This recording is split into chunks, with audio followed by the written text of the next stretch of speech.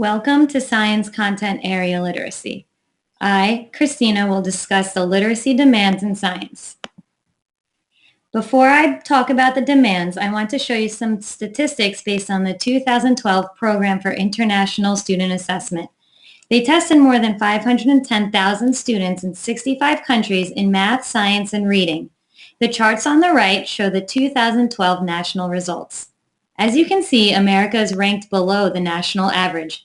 In fact, teens in the United States fell from 20th to 24th in 2009, since 2009 in science, and 11th to 21st in reading. So how can we as educators close the achievement gap? Below is a quote from Secretary General Angel Guerrero, who says that students must be able to know what to do with the information they have learned in order to become successful in the global job market. As a result of our awareness to increase educational standards, we have the Common Core standards. How have the Common Core standards changed the way we view science literacy? Below is a chart I labeled Then and Now, showing the shift in science literacy. We are moving away from superficial content coverage where teachers teach at the test and require memorization to rigorous content knowledge and application of knowledge where students think deeply about what they are learning. Also, worksheets, lectures, and writing only as homework is a thing of the past. Teachers should teach students higher order critical thinking skills so they can become college and career ready. That means students need to be given the opportunity to ask questions, participate in inquiry, and use metacognitive skills. In addition, generic reading strategies are not enough to support students. Students need to learn how to read like scientists, which means, according to the Common Core standards, they need to be able to interpret flowcharts, author's purpose in providing an explanation for scientific phenomena, and discussing, evaluating, and describing scientific procedures and experiments. Last, textbooks should serve as a reference and should not be the core of the curriculum. Pydra will discuss this more in her slides. The Common Core standards require students to become literate in all types of text, including videos and multimedia sources. But still, why are so many students struggling when reading for information? Well, this could be due to a number of factors, such as limited exposure to nonfiction text at an early age, teachers typically engaging in round-robin reading, science instruction could be lacking and alienating, which means that students are memorizing and answering multiple choice questions. So how can we fix this problem? It is important to increase student access to informational text at an early age. Also, we need to increase the time students spend reading and working with informational text. In a study found in Reading for Information in Elementary School, the study found that students in first grade classrooms were reading only a minimum of 3.6 minutes a day on informational text. So we need to increase that time and also explicitly teach comprehension strategies. We also need to allow students opportunities to use informational text for authentic purposes, such as reading for discussion or reading after a science lab experiment. How do students learn science? Students come into the classroom with preconceptions about how the world works. So we need to merge their existing beliefs about how the world works and work with the students to investigate their beliefs and find new information.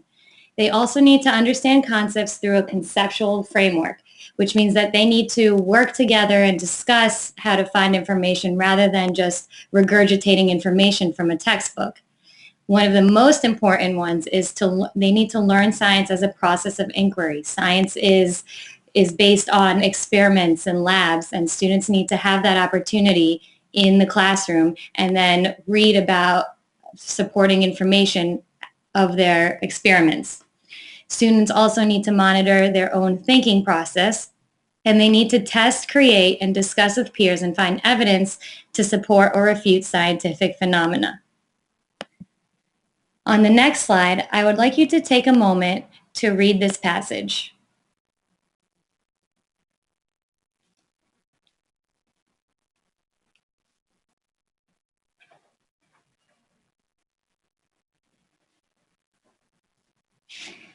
Which of the commonly recommended reading strategies would help you understand this sentence? making a prediction, summarizing, making connections to other texts, or reading between the lines. In fact, none of these comprehension strategies would result in a greater understanding of the content. If you did understand the content in this content, why is that? Our experience suggests that understanding is largely based on background knowledge. We need to take into consideration background knowledge and how to build upon these understandings. We also need to present science as an experience rather than memorizing.